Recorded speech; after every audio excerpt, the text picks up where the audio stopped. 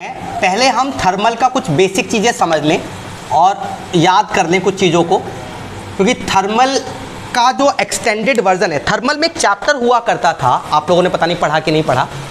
उस चैप्टर का नाम था प्रॉपर्टीज ऑफ स्टीम। क्या नाम था? Property of steam. जो चैप्टर है पूरा का पूरा आरएसी, और जब आप पावर प्लांट पढ़ेंगे फ्यूचर में तो जो बेसिक कॉन्सेप्ट है वो आरएसी के अंदर है। इस आरएसी को समझने के लिए बेसिक थर्मल के कुछ चीज़ें समझनी है। थोड़ा सा बोरिंग लगेगा, बोरिंग इसलिए लगेगा क्योंकि रीज़न ये आपने थर्मल कहीं पढ़ी नहीं, तो थर्मल जिसने नहीं पढ़ी तो दिक्कत थोड़ी सी आएगी, बट कोशिश करते हैं समझने की। बात नंबर 1, सबसे पहले आपको पता होना चाहिए कि इंटरनल एनर्जी क्या होती है। इंटरनल एनर्जी को डिनोट करते हैं स्मॉल यू से, और हमारा जो फर्स्ट लॉ ऑफ थर्मोडायनेमिक्स था वो क्या कहता था? हीट ट्रांसफर बराबर होता है du प्लस dw। आप अगर किसी भी सिस्टम को हीट देते हैं, बात पे फोकस करो, किसी भी सिस्टम को हीट देते हैं वो हमें बदले में क्या देगा? वर्क देगा। लेकिन उस वर्क के अलावा उसके इंटरनल एनर्जी में चेंज आएगा। किस में चेंज आएगा? ये आपका फर्स्ट लॉ कहता है। तो जो इंटरनल एनर्जी का जो फॉर्मूला आता है वो ये आता है। और इंटरनल एनर्जी कभी फ्यूचर में क्वेश्चन आए, एसएससी यूपीएससी कहीं भी कोई एग्जाम दो, प्लेसमेंट का एग्जाम दो, वाइवा में पूछे इंटरनल एनर्जी क्या है, इट्स अ प्रॉपर्टी। क्या है? प्रॉपर्टी है। और ये प्रॉपर्टी है, इसका फॉर्मूला है mcv डेल्टा टी। अगर वो कैपिटल यू लिखेगा बच्चों, तो कैपिटल यू में मास लिखोगे आप। अगर वो स्मॉल स्टीम टेबल पढ़ोगे, स्टीम टेबल में स्मॉल यू लिखा होगा। स्मॉल यू का मतलब होता है capital you divided by mass, मतलब इसकी यूनिट आएगी किलो जूल पर केजी। भाई इंटरनल एनर्जी है ना, एनर्जी की यूनिट क्या होगी? किलो जूल या जूल या किलो जूल, और वो डिवाइड कर दिया मास से, तो यूनिट क्या हो गई? किलो जूल पर केजी। चलो, तो इंटरनल एनर्जी का फॉर्मूला होता है mcv डेल्टा टी। cv आता है इसमें कांस्टेंट वॉल्यूम वाला। तो जहां पर आइडियल गैस और कांस्टेंट वॉल्यूम हो, कोई सा प्रोसेस चल रहा हो, वहां पर से यूज कर सकते हैं। बट उससे ज्यादा इंपॉर्टेंट है इस चैप्टर के अंदर एंथैल्पी। हीट और एंथैल्पी में डिफरेंस किस किसको याद है या भूल गए? हीट सिंपल हीट Q और एंथैल्पी H, इन दोनों में डिफरेंस किस किसको याद है? हाँ बता sir. Enthalpy total pressure volume और टेम्परेचर मिक्स होता है, और एंट्रोपी एंट्रोपी नहीं, हीट। हाँ, ये जो हम लोग सिंपल Q लिखते हैं, जो हीट लिख रहे हैं, ये हम लोग काउंट करते हैं सिर्फ टेम्परेचर की वजह से। किसकी वजह से? और जो एंथैल्पी काउंट करते हैं ये टोटल हीट, मतलब प्रेशर, टेम्परेचर, वॉल्यूम, तो सबकी मिला के जो हीट आई है उसे क्या बोलते हैं? एंथैल्पी। तो कौन सी चीज ज्यादा होगी, H या Q? एंथैल्पी ज्यादा होगी। और हम क्योंकि आरएसी पढ़ रहे हैं, आरएसी भैया हमें टोटल हीट से मतलब है, तो पूरी आरएसी में हम हीट ना पढ़ के क्या पढ़ेंगे? एंथैल्पी पढ़ेंगे। फ्यूचर में जब जाएंगे तो आपको जो चार्ट मिलेंगे उसमें आपका चार्ट ऐसे बना होगा, एक इसको बोलेंगे H, इसको बोलेंगे S, HS डायग्राम। इस HS डायग्राम को बोलते हैं मूल्य डायग्राम। तो आप बड़ा चार्ट होगा आपकी बुक में पीछे की तरफ बना होगा, वो देख लेंगे बाद में। अब वापस आ जाओ। तो इस एंथैल्पी का फॉर्मूला आपको याद होना चाहिए mcp डेल्टा टी। अगर मैं यहां पर स्मॉल h कर दूं तो क्या चेंज आएगा? हो जाएगा cp डेल्टा टी। dh बराबर, फर्क क्या है? स्मॉल h क्यों करा मैंने? पर यूनिट मास या पर केजी। तो जनरली हम लोग जितनी कैलकुलेशन करते हैं वो पर केजी के हिसाब से करते हैं। क्यों करते हैं? मान लीजिए आपने कोई सिस्टम बनाया, उस सिस्टम में आपने पर केजी 1 केजी रेफ्रिजरेंट के हिसाब से कैलकुलेशन कर ली। किसके हिसाब से? आपको समझ आ गया मुझे 5 केजी यूज करना है तो 5 से मल्टीप्लाई कर देंगे, या मुझे 15 केजी यूज करना है 15 से मल्टीप्लाई कर देंगे। तो हमारी सारी कैलकुलेशन पर केजी के हिसाब से होती है। बाद में इन्वॉल्वमेंट होता है, बढ़ा देते हैं उसको। अच्छा, इसके बाद ये जनरली आइडियल गैस के लिए यूज करते हैं फॉर्मूला, क्योंकि हम लोग जिस सिस्टम जो पढ़ेंगे सारे आइडियल रिवर्सिबल पढ़ेंगे। और कांस्टेंट प्रेशर पे यूज करते हैं, किसी प्रोसेस में यूज कर सकते हैं। दूसरी बात, जब मैं आपको एडियाबैटिक प्रोसेस पढ़ाऊंगा, अगर कहीं पर जरूरत पड़ी न्यूमेरिकल करने के लिए, हम ये कभी भी यूज कर सकते हैं। जो हमने थर्मल 2 में पढ़ा था, थर्मल 1 में पढ़ा था, P2/P1 की power gamma minus 1 by gamma बराबर T2/T1। और इसी के बराबर क्या हो जाएगा?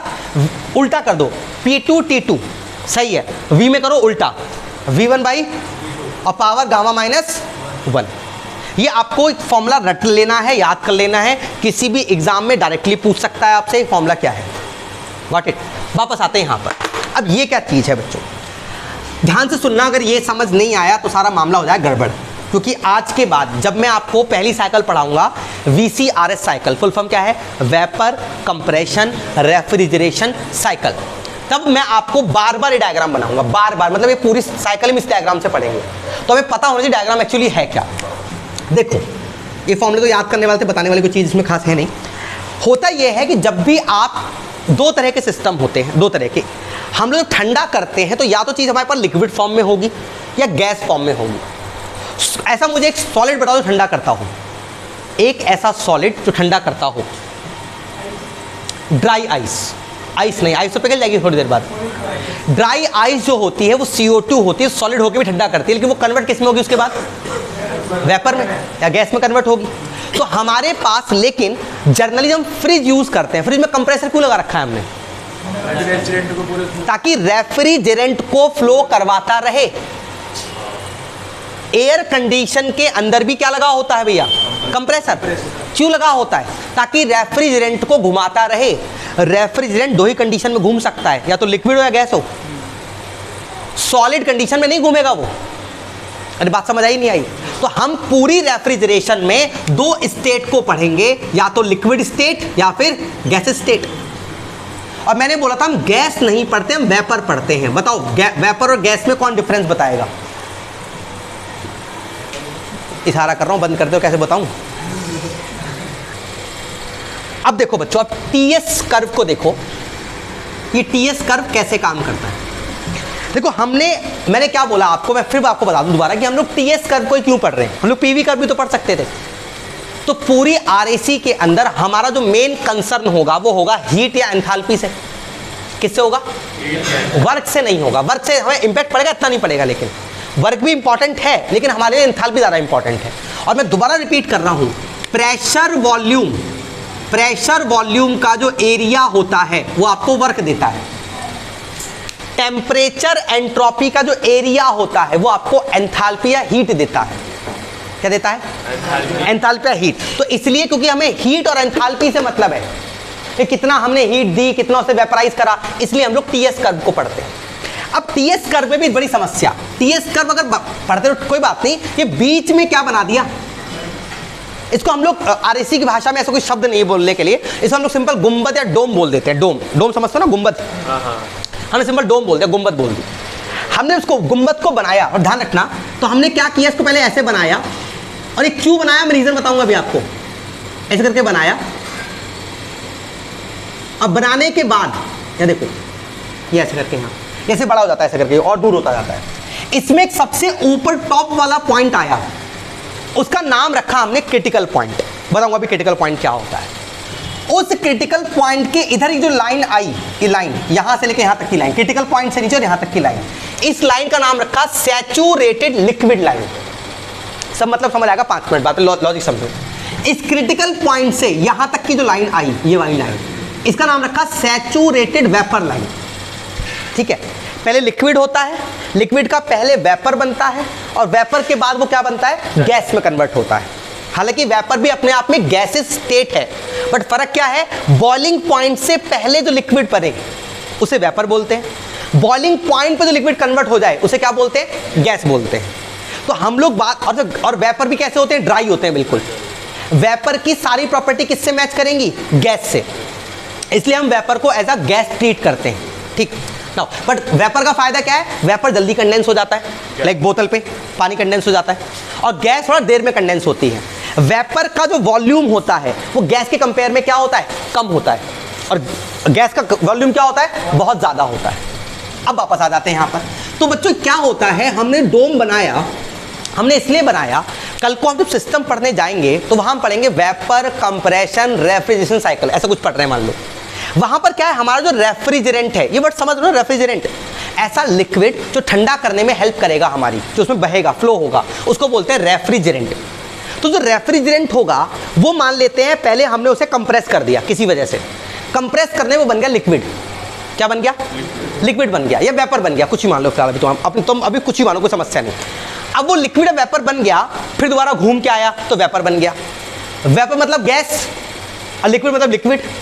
तो जब ये लिक्विड का वेपर से, वेपर का लिक्विड से कन्वर्जन चल रहा है तो स्टेट कन्वर्ट हो गई। क्या कन्वर्ट हो गई? और अगर आपको नहीं पता तो याद करना है, एक हीट थी उसका नाम था लेटेंट हीट। कौन सी हीट? क्या फायदा होता है लेटेंट हीट का? लेटेंट हीट जो होती है वो टेम्परेचर चेंज नहीं होता, क्या चेंज हो जाती है? स्टेट। तो हमें वहां फेस चेंज हो जाता है। तो हमें लेटेंट हीट को अंडरस्टैंड करने के लिए ये डोम बनाना पड़ा। इस डोम के इधर वाले रीजन को क्या बोलेंगे? Liquid region. तो जितना इस तरफ का जो हमारा स्पार्ट पॉइंट होगा वो लिक्विड रीजन में होगा, लेकिन उस लिक्विड से उसे वेपर बनते वक्त, क्या बनते वक्त?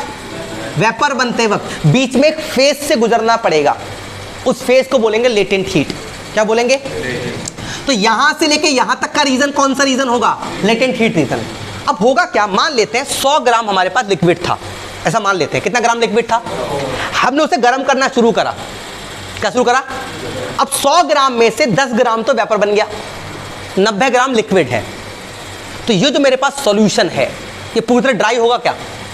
नहीं, इसमें तो वेपर भी है और लिक्विड भी है। हमने और गर्म करा उसको, जब और गर्म करा 80 ग्राम उसमें क्या हो गया? लिक्विड। 20 ग्राम क्या हो गया? वेपर। ये ड्राई है क्या? ये 20 ग्राम तो ड्राई है, 80 ग्राम क्या है? लिक्विड है। तो जो 20 ग्राम ड्राई है उसको बोलते हैं ड्राइनेस फ्रैक्शन। कितना परसेंट वो ड्राई है? हम और आगे गए, हमने देखा भाई ये 50% तो इसमें वेपर बन चुके हैं अब गर्म करने पे, और 50% अभी लिक्विड बाकी है। तो ड्राइनेस फ्रैक्शन कितना हो गया? 0.5, 50% यानी 0.5। अब मैंने आगे गया तो 90% उसके अंदर वेपर बन चुके हैं और 10% अभी भी लिक्विड है। तो क्या पूरी तरह वो भी सूखा है, ड्राई है क्या? नहीं, अभी भी क्या है? वेट है। तो इसलिए इस रीजन को क्या बोलते हैं?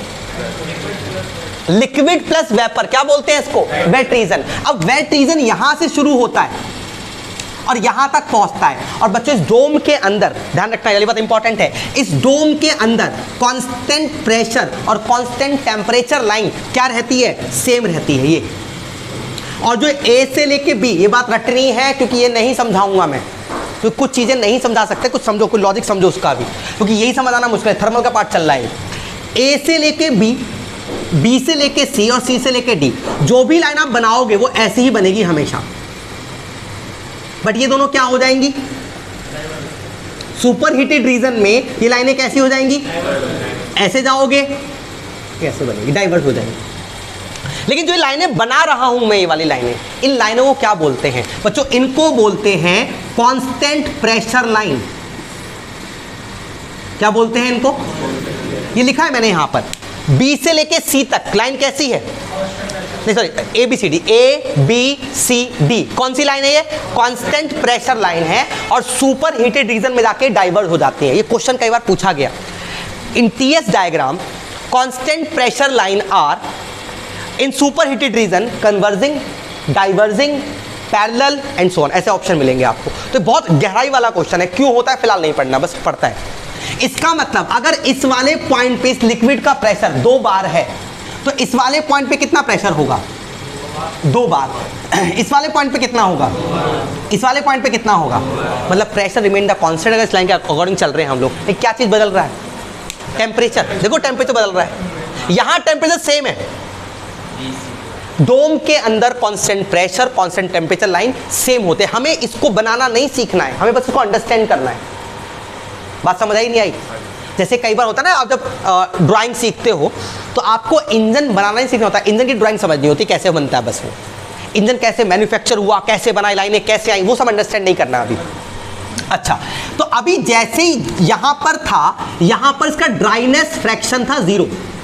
कौन से वाले पॉइंट पे? इस वाले पॉइंट पे, क्योंकि सब कुछ लिक्विड था, इसलिए इस लाइन का नाम रखा गया लिक्विड सैचुरेटेड लिक्विड लाइन। इसका मतलब लिक्विड अब सैचुरेट हो चुका है, जैसे ही आगे बढ़ेंगे अब लिक्विड नहीं बचेगा, धीरे धीरे किसमें कन्वर्ट होना शुरू हो जाएगा?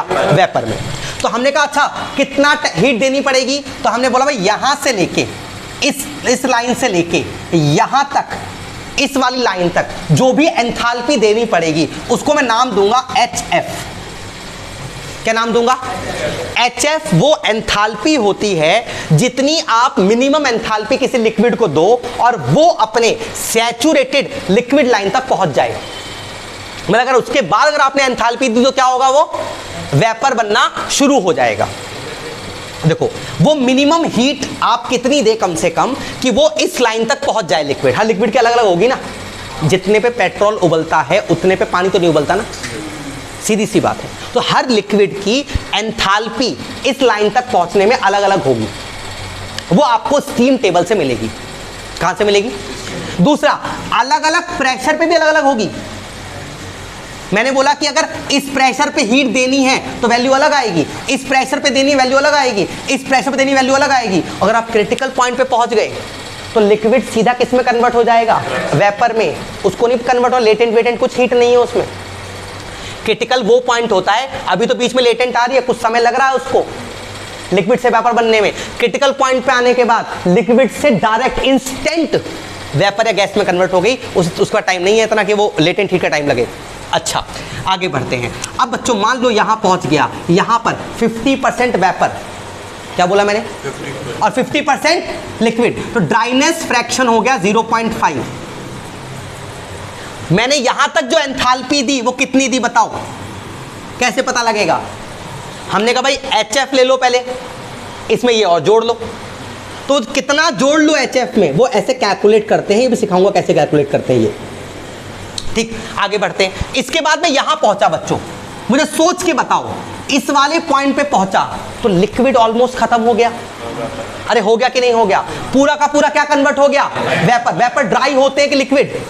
ड्राई। तो यहां पर x की वैल्यू हो गई 1, दैट मींस ड्राइनेस फ्रैक्शन कितना हो गया? 1 मतलब 100%। यहां पर अब पूरा का पूरा वेपर बन गया। ये हम लोग को समझना जरूरी क्यों है?